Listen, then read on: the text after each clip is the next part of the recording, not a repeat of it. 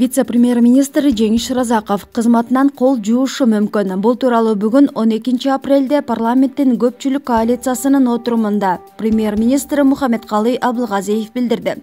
Депутат Табалды Тиллаев эмне себептен чек араны тактоо маселеси боюнча өкмөттүн атайын өкүлү Курбанбай Искандаров кызматтан алынганына кызыкты.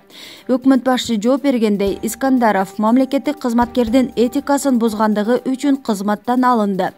Кесиптештер ал маалымат алып келгенин тастыкташты. Искандаров күнөөнү мойнуна алды. Эгер Жеңиш Шыразаковдун күнөөсү далилденсе, ал да кызматтан алынат, деди Абылгазиев.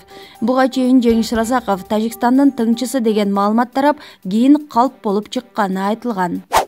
Мухаммедкалый Дүйшекевич, Искендеров Курбанбай Алыбаевди эмне себептен жумуштан алдыңыз? Мен аны жанагындай мамлекеттик кызматкердин этикасын бузгандыгы үчүн алдым. Не себеп?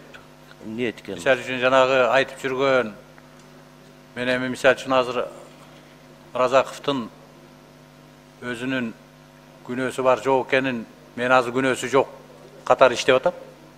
Эгер күнөөсү тастыкталсам да, бул кишиге дагы өзүнчө чара көрүлөт. Бирок ошондой нерсени мага айтпай, анан башка жерде жүргөнү бул мамлекеттик кызматкердин этикасына жатпайт. Мен кошулам, бирок андан sonra эмне болуп атпайбы? Анда Разаковга деле ошондой четтеп турсаңыз болот. Жок, бул кишиникин тастыкташ керек азыр. Азыр бул киши берди эмеге? Жок, ал кишиники да тастыкталган жок да, Мухаммедкалый Дүйшекевич. Жөн эле сөз үчүн жумуштан ала бересизби?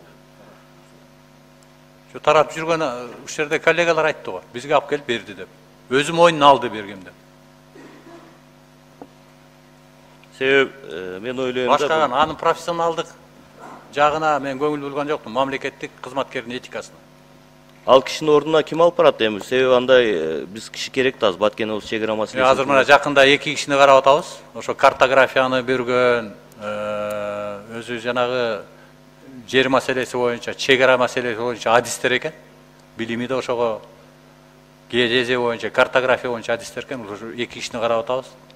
Мен ойлойм, эмки жумада ошону чечимин чыгарабыз.